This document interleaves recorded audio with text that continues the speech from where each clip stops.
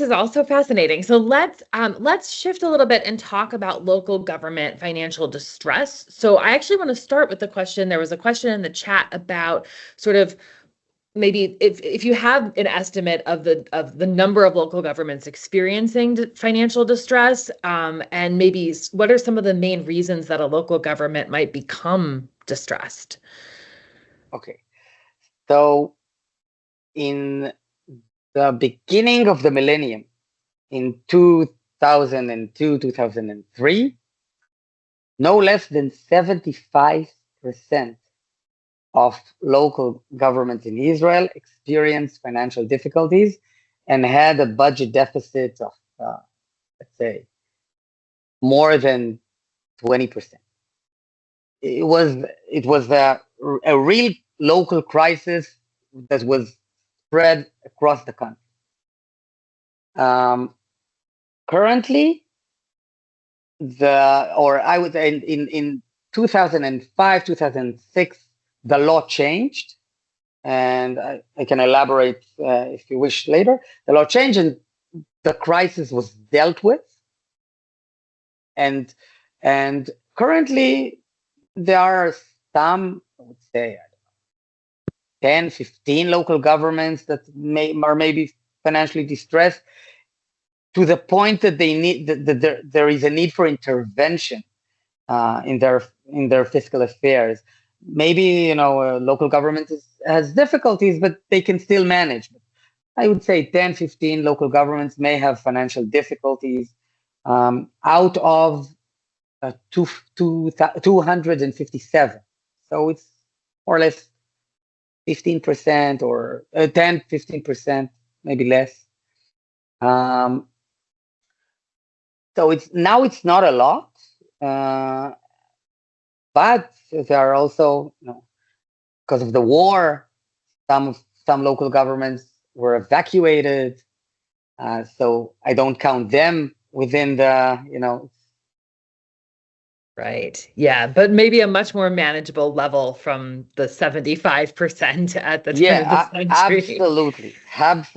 Absolutely. So yes, I wonder if you could talk about that. Maybe how was that crisis dealt with, and maybe even more generally, what happens when a local government becomes financially distressed? How is that dealt with? Okay. So there are two general options for dealing with local financial distress. The first option is the option, I would say, of the local government. They can file for bankruptcy, like a corporation. As I said, it was not tried under the new law of insolvency, but before the law, there were a couple of local governments that did file for bankruptcy. And what happens in the bankruptcy is that the court appoints a trustee for the city. So unlike Chapter 9, where during the bankruptcy process, nothing changes. The bankruptcy court cannot give any instructions on how to manage the city. In Israel, if a city files for bankruptcy, then the court basically, through the trustee, through the long arm of the trustee, manages the city.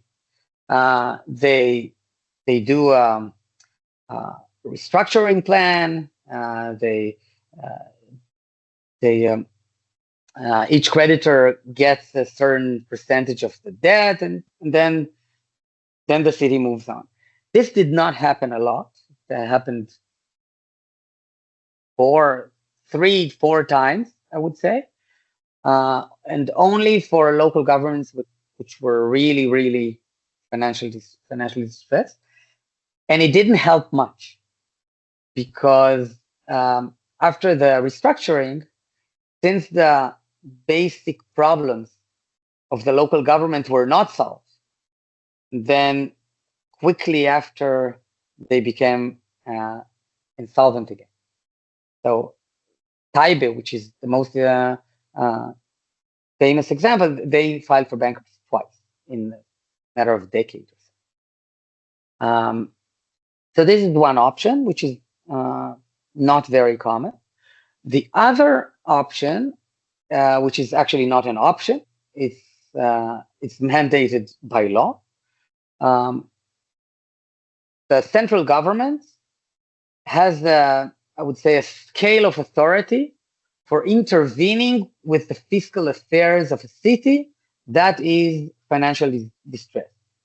So the first level of intervention is appointing someone that oversees the collection of taxes in the local government.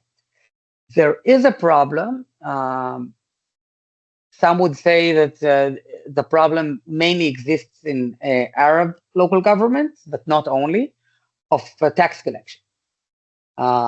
Sometimes the local council, and especially the mayor, are part of a big constituency, and they don't collect taxes from this constituency.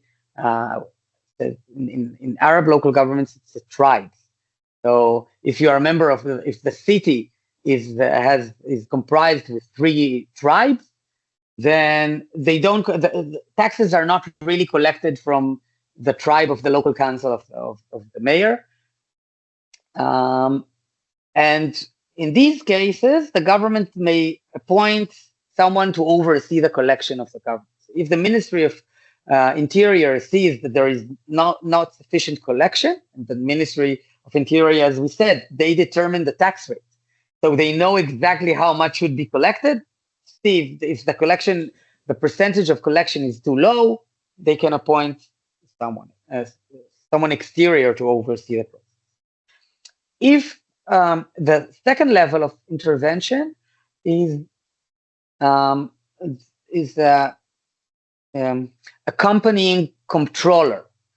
So the central government appoints an exterior controller that oversees all the city expenditures. So if the city wants to spend a shekel on something, the external controller has to sign the expenditure. The Ministry of Interior has the authority to appoint such an outside controller if the local government has a deficit of current deficits of more than 10% and accumulating the deficits of more than 15%.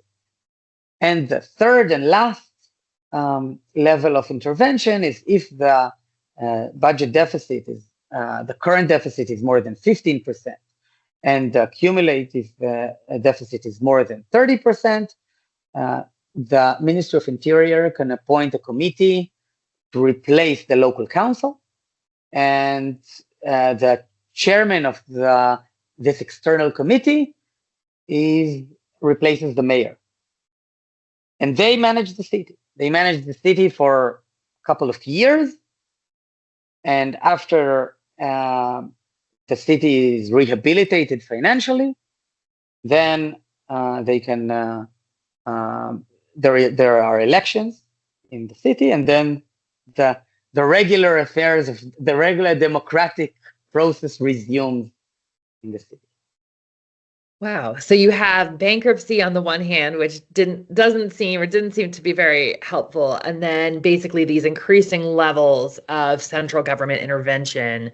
And so for the local governments that are experiencing financial distress right now, are there local governments that are under the control of the central government? Exactly. That's what I meant about 10 to 15, 20. So it depends, but usually in any given time, we're talking about 10 to 20 local governments that are in supervision of the of the central government in one level or another. Got it. Okay. Yeah. Thank you. So I want to make sure we have time for questions, and I know there's been some in the chat. I'm trying to get them all, but if I haven't, we'll have time at the end. But I just wanted to ask one more question because, Omer, you've also studied studied and you've worked in the US and you've looked at US law and procedures for the way we deal with our distressed local governments. I was just curious about if you've seen, because you're kind of in a unique position to sort of compare these two, just in thinking about lessons learned, are there lessons that we can learn from each other or maybe lessons more broadly that we could learn about, how countries who have significantly distressed local authorities should deal with those local authorities? So it's my view that Israel kind of represents both evils. I would say, in what do I mean? There is, I think, a problem with dealing with local financial distress through bankruptcy, because bankruptcy is a procedure that first of all, the court controls, or the trustee controls, and they're not meant really to control cities. It's not a good thing that a trustee that is appointed, that is a professional, is a lawyer, is accountant, now controls the city without any really accountability towards the residents or the central government, for that matter.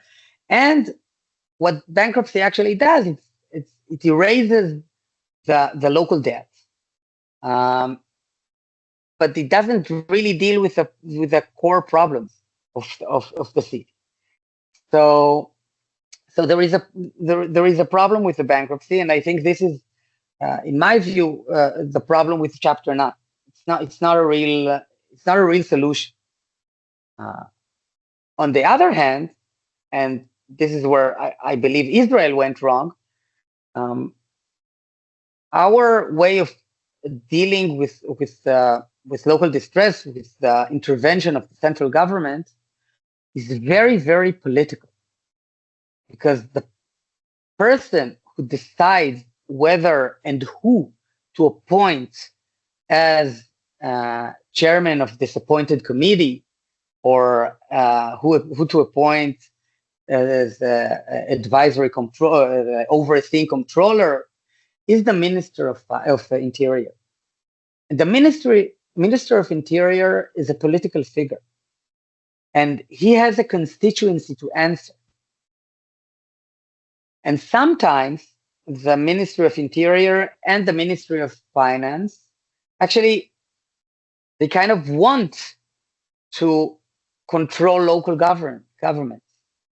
So they have an interest to deprive local governments of much needed funds, to impose unfunded mandates, to create local financial distress, in order either to appoint an overseeing committee, like the controlling committee, or even if not to appoint, always to have the stick in their hand that can punish local governments. If you don't do this and this and this, you have a deficit. Know that we can appoint the committee, and you, the mayor, will lose your job, and the council will lose their job.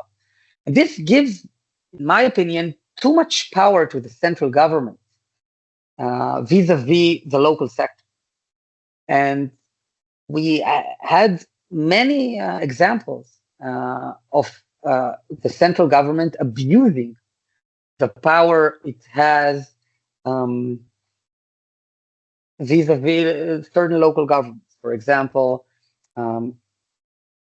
with respect to a certain Arab city, the Minister of Interior then appointed as the chairman of this summoned committee that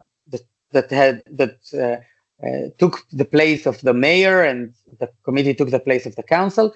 The Ministry of Interior appointed someone from his own party. This is very common. And this figure that was appointed was very explicitly had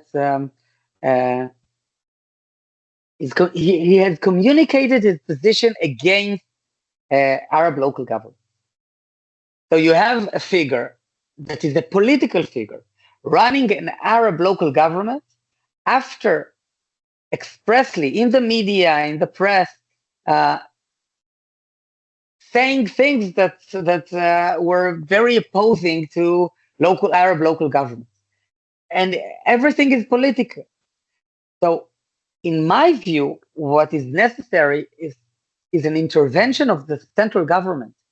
But the intervention must be free and clear of politics to the extent possible. So of course, there is some liaison, some connection if central government appoints someone or appoints an authority. But I would try to create an authority much like a central bank or the Securities Exchange Commission, which is to the extent possible disconnected to the ongoing politics of the central government, so that when central government decides to intervene and how it intervenes does not become a political issue, but rather an economic issue.